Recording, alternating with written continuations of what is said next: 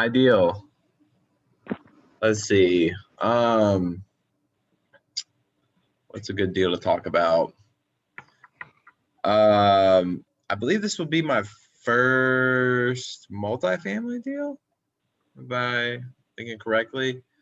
Little Dewey duplex that was able to lock up after cold calling a list multiple times. I then shot it through my SMS campaign and got a hit. So I think that's the power of having multiple marketing streams. So fortunately, we were able to lock it up. It's actually out-of-state investors who are just motivated to sell. The guy didn't say exactly why, but he said he needed capital to take care of a couple things and owns it with a partner. So anyways, able to lock it up, and they have a local property manager / broker here that we kind of coordinated at first showing it, and then got a lockbox on it, and I don't know, the rest is history now. Carson and I squatted up, and Friday we'll have a deposit put down and then be able to close shortly after. So yeah, I think that's just the power of like I said, using multiple marketing streams. So it's been working for me. So you said it was a list that you had called, but then you went and texted it after. Yep. So I guess one of my system I have in place now is I cold called every single list. And then what I do is I take anyone that we weren't able to reach, because my cold callers will call them 5, 10, 15 times. If there's still people that we have not reached off that list, I'll then pull those people and put them into a text campaign and get responses that way. So I just figured if they're not picking up the phone after 10, 15 times, either they just got a really good caller ID or whatever. Maybe one of our numbers is hot. And so, shoot them a text, and the probability of them responding. And, that's how we closed Branch, Carson. Similar kind of thing. Somebody we had called multiple times. They've never picked up, but text messages got them. So it works pretty good as far as systematizing that. So yeah, and that's a good point. Like Branch, they were pretty motivated and they wanted to sell. So, but I mean, they didn't know who you were when you were calling. So it's good that you got in touch with them. That was a $11,000 deal. Yeah. So I don't really get a ton of deals or leads through texting, but if I can just pull one a month, it basically pays for all the texts. So add that in with all the other cold call leads and deals. It works. So cool.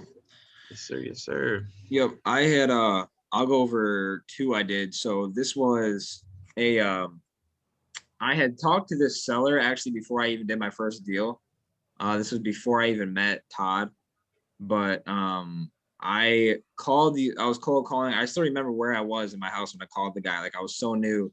It was a big deal to talk to a seller. I was nervous, and I got all the addresses of these houses. I think he had just 10 of them available at the time. So he was an investor, had a bunch of rentals, and then I'm sure the sheet's right here. But what ended up happening is he showed me all of his houses. He drove me around, showed me all the houses, and he kind of wanted a lot for them at the time. Even looking back now, I would think that it would be they're all no-brainers, and I missed out on a bunch of deals, and I definitely did. But he still wanted a decent amount for them. And then I was, for whatever reason, because he printed out a list of all of his property addresses, and I kept this sheet of paper because at the time I didn't know what to do with them. I didn't even think I had any buyers at the time, so I just didn't contract them, didn't mess with him. He was an investor, so it kind of just intimidated me a bit. I didn't want to contract him with an investor and not know what I was doing. He would have read right through that. So anyway, that was 2 years ago now. And I found the sheet in my desk. It's been in my desk since I've had this office. I brought it in here at one point, and I decided to call. Well, I didn't call him actually because they've been sitting in my desk I've had this office for 8 months now, and I just have not called this guy.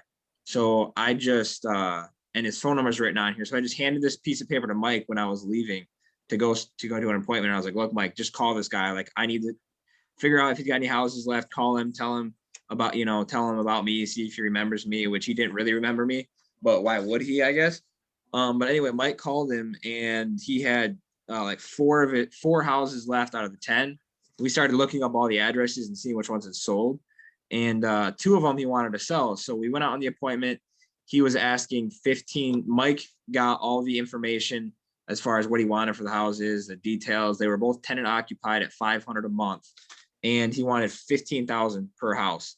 So we ran the appointment. Me and Mike talked to the guy.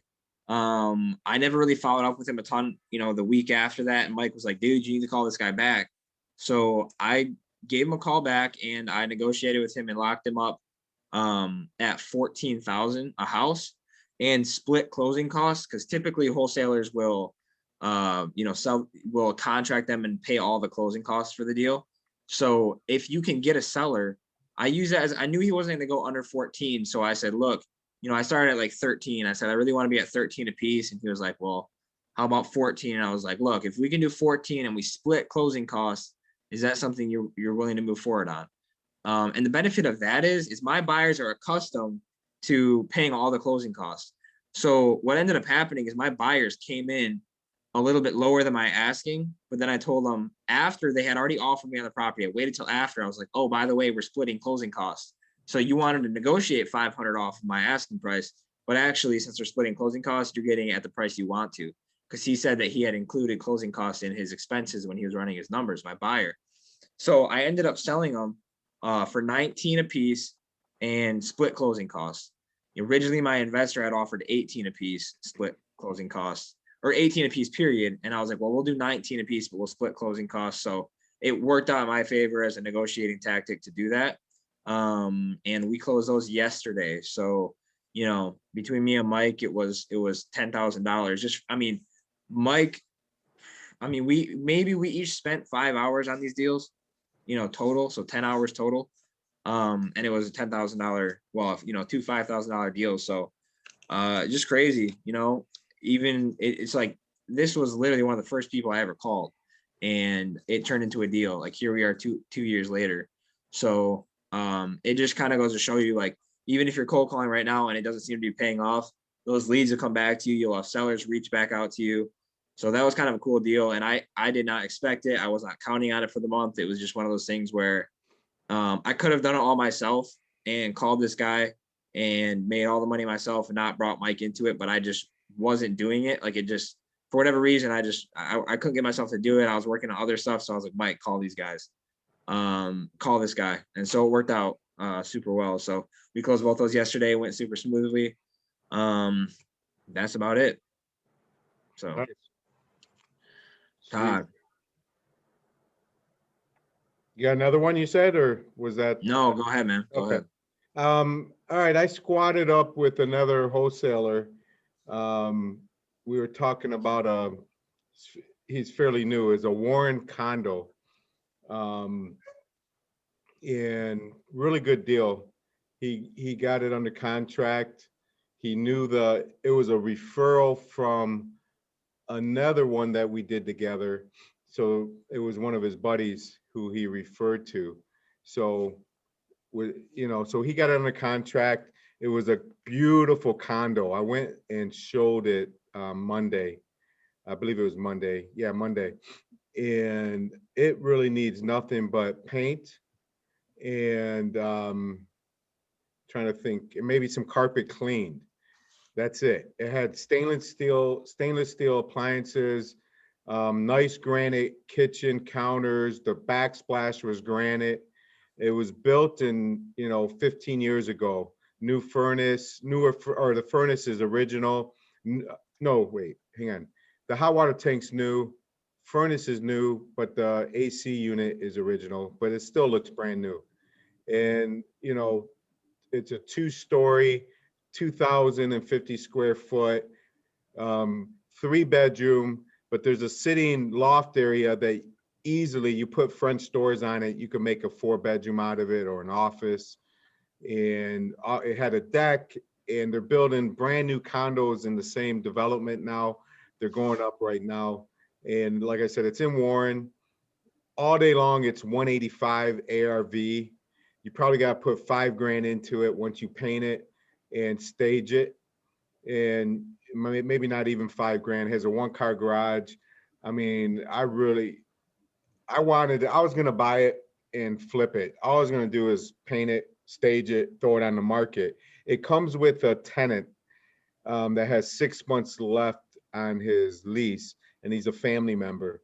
So that's the reason why I didn't buy it, actually, is he's paying $1,400 a month. And then once I seen it, I said, you know what? I had 3 buyers look at it, 3 of my good buyers. And I told them all, because they're my good buyers, I said, listen, by tomorrow at 10 a.m., I need a verbal offer, because I don't want you guys to fight against each other. And I don't want, I take one of my guys' offer, and I had this happen before, and then the other guy wants to offer. I said, I'm going to take the highest and best offer. I want to close on March 1st, and I want $1,000 EMD. That was it, because I knew the guys, so 1,000 was enough. And they understood. And I said, if you guys come in exactly the same, I'll tell you. And then highest and best will be due after that. I'll give you a couple hours to figure it out. And so one of my buyers, the one guy didn't know that well. He says he was interested and he wanted to bring his wife through. So that killed him. He don't know what the hell he's doing. So the other buyer says, I want it. I'll pay 140. I said, great. And I sold him plenty of deals. The other guy texted me that night and said, let's talk in the morning. I said, great. And at 9:45 a.m., he didn't call me. I called him and it went to voicemail. So 10:01, I called my guy and said he's got it. And he was happy. Long story, then the other guy calls me 2 hours later and I said, look, you had till 10 o'clock was your deadline. He goes, oh man, I missed that. And so no big deal. I asked him where he would have been. He said probably 135, somewhere right there. I said, well, don't feel bad. You wouldn't have got it. It went for 140. So long story short, I was going to buy it anyway. If these guys didn't buy it for whatever reason, I would have just took that $1,400. That would have more than covered my hard money lender, and once the guy moved out, I would have painted it, staged it, threw it on the market, probably for 190. In the summertime, springtime, or summertime, it might go a little bit more. But it was that nice of a condo. I mean, just really, really, it was one of the nicest condos I've seen. It's a freaking 2-story cathedral ceilings, 3 bathrooms, 4-bedroom condo with a 1-car garage. It's just very, very nice. But yeah, we squatted up and we're closing on March 1st. We got it for 130 and we sold it for 140. So we're excited about it. Real easy deal. And now there's another family member in that condo complex, and he said, once this goes through, we'll get that lead. So there'll be another one available after that. Nice. Yep. So that's how that worked. I was really excited about that one. Easy deal. Probably spent 2 hours on this deal, if that, So, and what was your strategy with the buyers? You told them highest and best and gave them until the next morning. Was that? Yeah, I gave them to the next morning, 10 a.m. And the reason why is because I liked the 2 of the buyers and I would have felt bad either way. So I kind of just painted the picture to them, say, look, I want to sell it to you and I want to sell it to my other guy, but I only have one house. So I'm just going to a verbal offer. That's all I need because it's an assignment. I know you guys both can close. And if you want it, great. If the other guy wants it, that's fine too. But whoever, I'm not going to tell you guys, if one comes in $100 more than the other one, I'm taking the one that's the highest. If you come in both the same, I'm gonna tell you both, and you guys figure out where you want to go from there. And it was that simple, you know. So they both kind of knew up front the way I was handling it, instead of, you know, like one guy calls me and says, I want it. And I say, okay, you got it.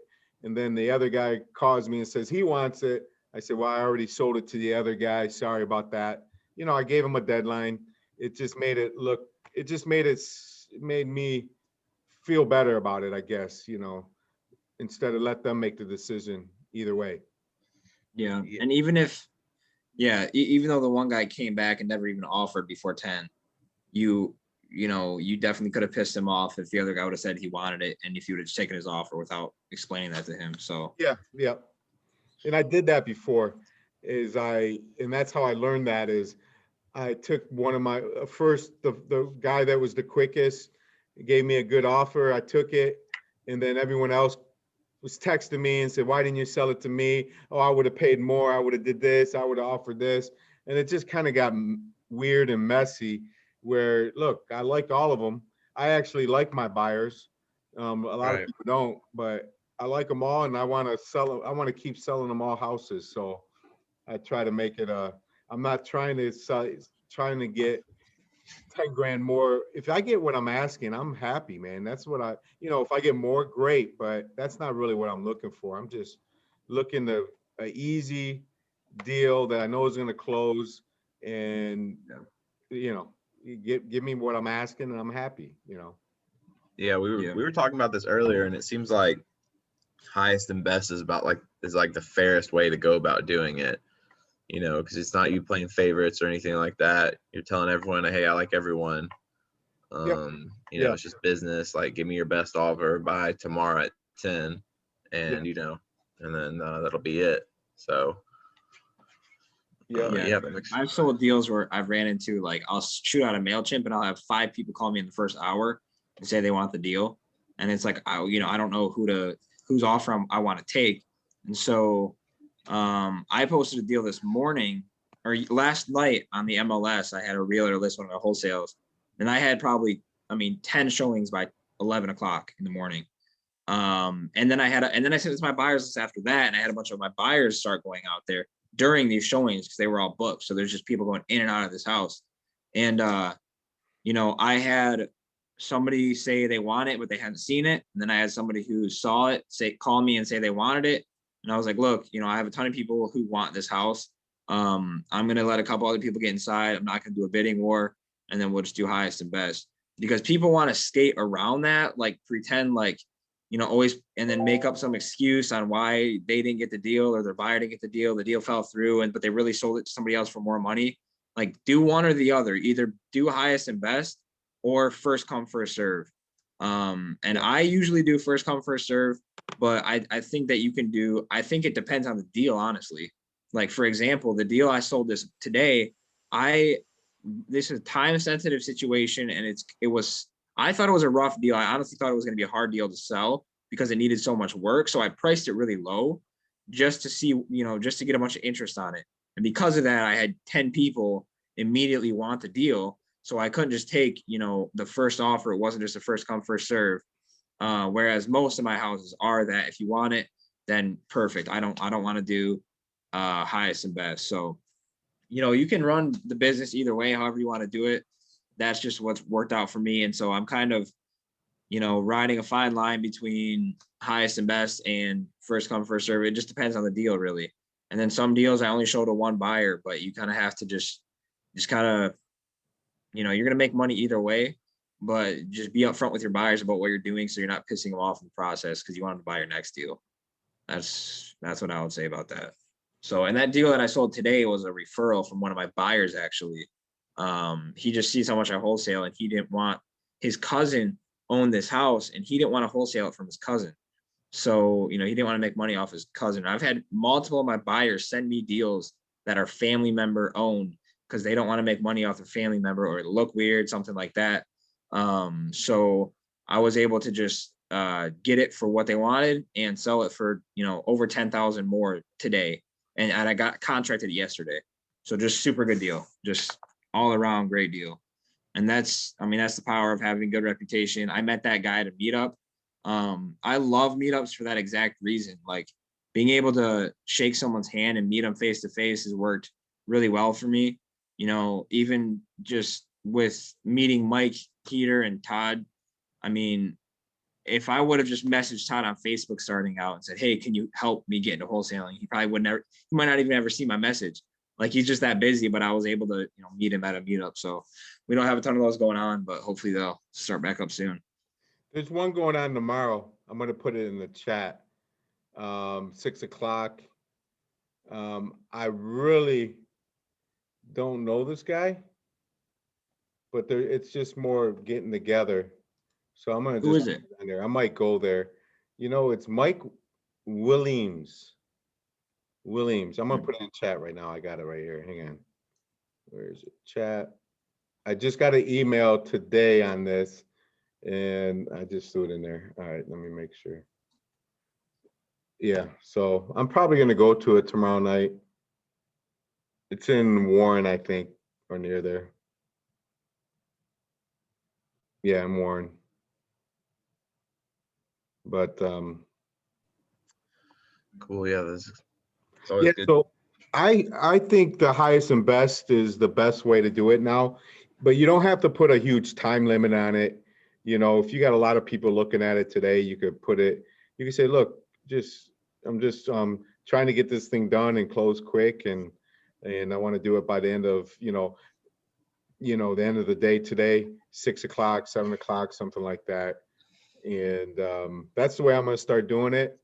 If I have other houses, I might pick up the phone and call a couple people and say, look, you and one other guy is the only one you got a head start. You got a 24-hour head start to look at this deal.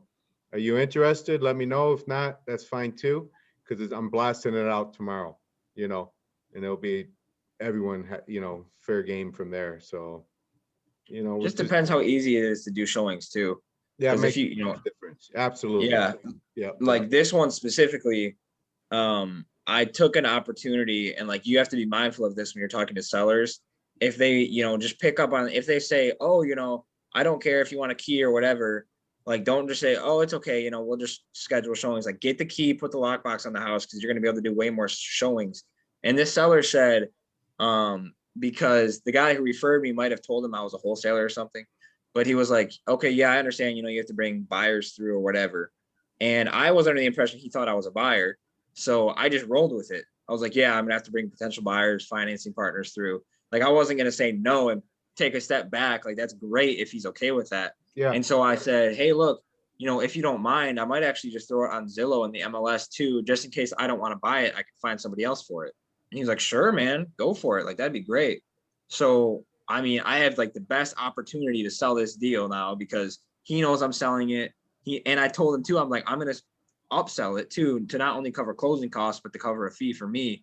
So it's like full disclosure, just a good situation to be in. But I kind of, as soon as he said that about the buyers, I just rolled with it and then asked if he didn't mind if I posted it on Zillow.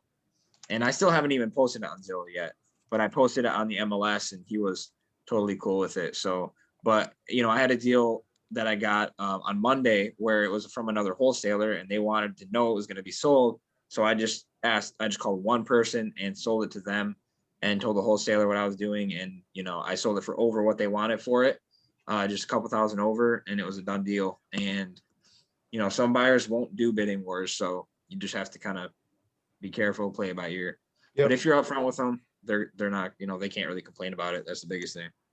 Yeah, I had a cheap house in Warren today that we were lucky enough to get the lockbox on it.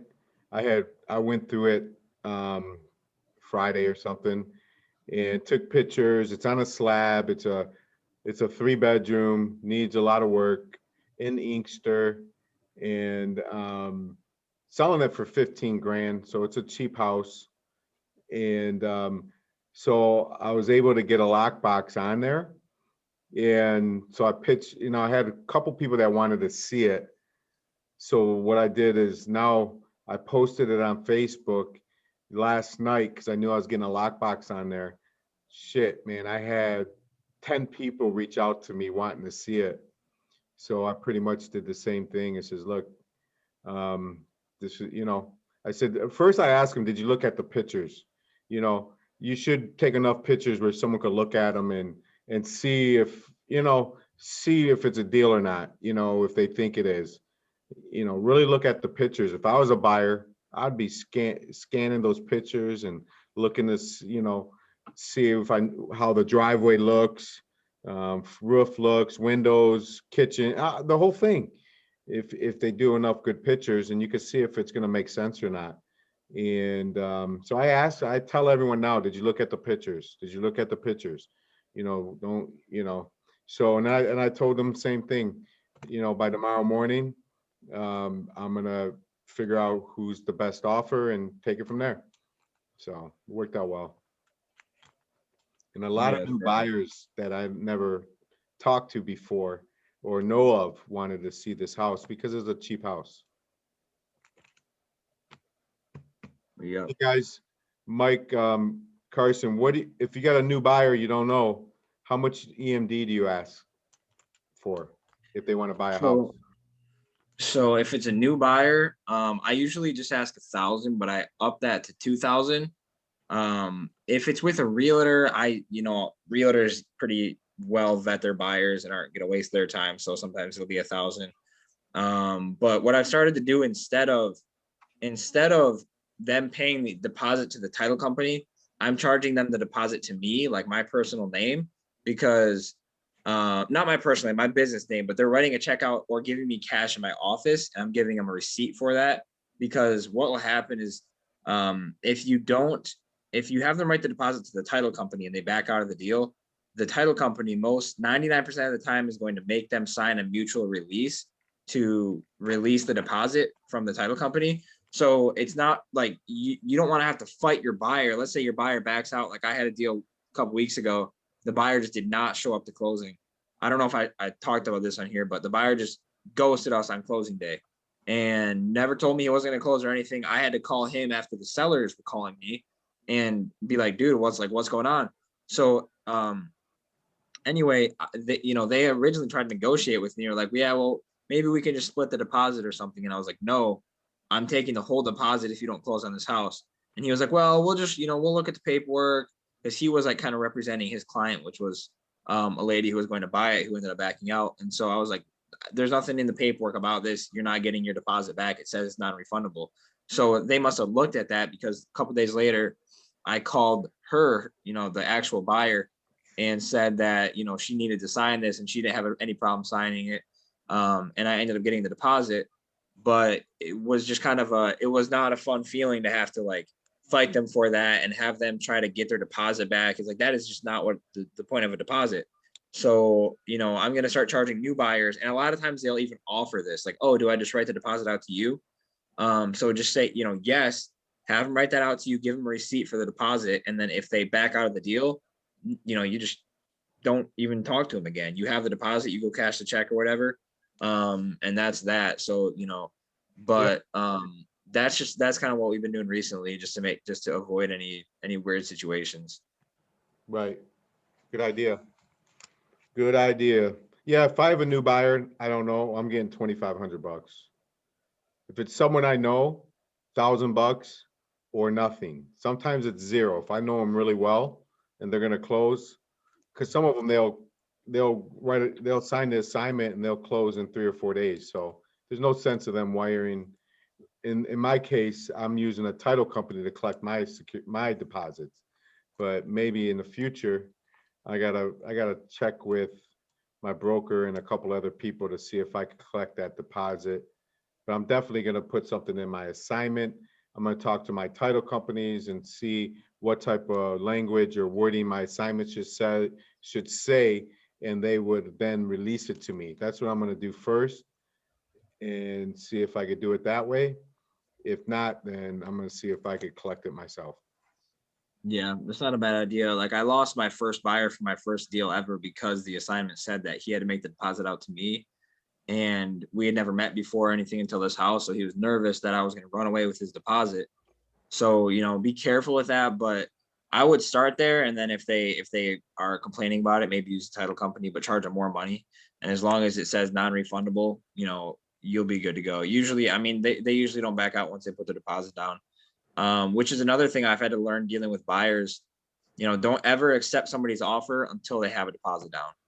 Or you can accept it, but continue marketing that property until a deposit's down. Let them know that they do not have the rights to, you know, that they may not be able to get the house. You might sell it out from under them if they don't put the deposit down. So usually what I'll do is I'll send out the assignment contract to them and then have them sign it. And I won't sign it until they put their deposit down. Once they put their deposit down, I'll sign it and it's valid, because I don't want to get locked into that agreement and then have to wait for them to put a deposit down, anything like that. So, you know, I have buyers all the time. There's a couple specifically that will call me as soon as I post a deal. Hey, I want the deal. I want the house. And I'll have to be like, okay, well, why don't you get, and, you know, and then maybe they're on vacation. So I have to wait a week for them to get inside the house. They get inside the house. Oh, I didn't realize there's a crack in the basement. I'll pass. It's just like, it's that short too. That's exactly how they tell it to you. Right. Now you just wasted a whole week, you know, not selling a house because you were counting on their offer. And a lot of buyers will try to do that just to get, so they have the first right to buy the house. And so I'm just straightforward with them now. And I'm like, okay, that's fine. If you want it, first person to put a deposit down at the title company. And a lot of times they'll be like, okay, I'm on my way there. And then I'll call to verify. Like there was one time I had for a deal, Todd and I closed on the 6th of this month, but the buyer had said she wanted it and then backed out like a week later and then said she wanted it again when I had posted it because she saw other people were interested. And this was like 3 o'clock on a Friday. Title company closes at 5. And I was like, if you want it, go put a deposit down today before 5 o'clock. And it was like, no ifs, ands, or buts. I don't care what you're doing. If you want it, I'm going to sell it to somebody else if you don't, because I have interest over the weekend. Put a deposit down at the title company for $1,000, non-refundable today. And she was like, okay. And then she tried to negotiate me and asked to get half the deposit. Like, can we just do 500? And I was like, no, like we can do 1,000. Like, if you want the deal, what's the difference? You know, $1,000 is not a lot of money to have tied up in a house. So, you know, it ended up working. She bought the deal and we closed on it. So yeah, I mean, it's just there's a science to it, but I have a deal closing Friday where I didn't charge the buyer a deposit at all because I know him super well, like Todd was saying.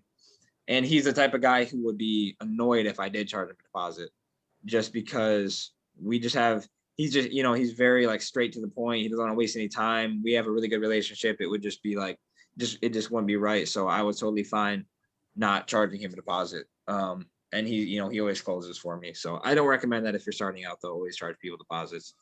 Yep. So, Smart. And how does it work, Carson, if you get the deposit made out to your personal name? Like you then just hold on that deposit till closing, or like you take that to the title company? How does that work when you have the buyer make it out to your name? yeah, you just have you just give them a receipt. So like I gave a wholesaler a receipt for a property I bought from them, or a deposit, because they wanted it for the same reason. They wanted it a cashier's check or cash made, you know, cashier's check made out to their company name. And they gave me a receipt for it and they just hold on to it. And then at closing, they add that to the HUD. So they consider that like part of their assignment fee pretty much, you know, so that deposit comes out of their money at closing. So you would just want to make sure when the closing documents come out, because the title company won't know that you have a deposit for the house.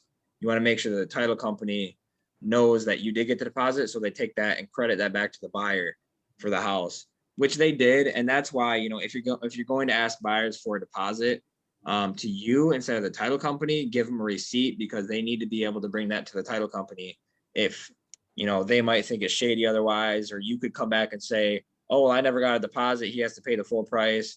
You know, it could be kind of shady. So that's what you would do, is just hold on to it and then let the title company know before closing.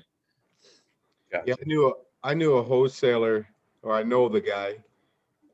He's from Detroit here, and he's in Atlanta. And before wholesaling he didn't even know he was wholesaling. What he was doing is getting great deals under contract. He was selling them to his buyers, and he was getting like his $10,000 assignment fee up front before they pulled title work and everything. He was assigning it to the guys, and then they would do all the closing and do all the work. It was genius, you know. They would close with their title company and everything else. I was like, what if the title's not clean, you know? But he didn't know any better. So he was getting them to pay his assignment fee up front at the time they signed the contract. So Wow. Yeah, I've seen some wholesalers who will charge their full assignment fee as the deposit, yeah, which is kind of, I wouldn't necessarily do it because A, the buyer is going to know how much you're making. B, it could be a lot. Sometimes buyers do buy with private money or hard money, and they don't have that money, don't want to come up, out of pocket that much money. I think it's kind of unreasonable. But at the same time, if I would have done that for my last deal that the buyer backed out, I would have made my full deposit, my full assignment fee on it.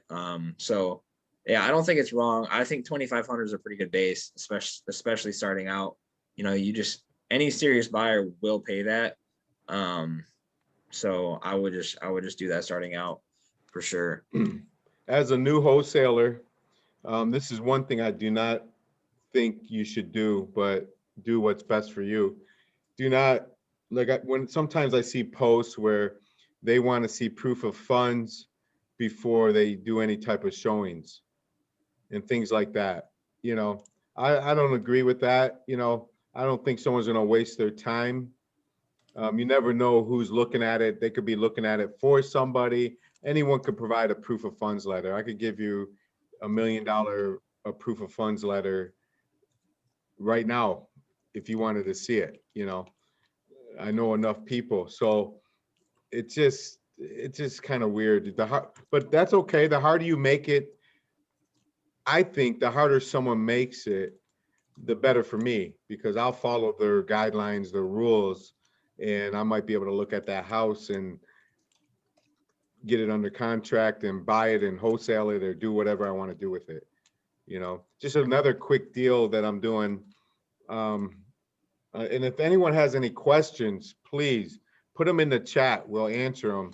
Anything you need help on, anything like that. Else we're just gonna keep rambling on.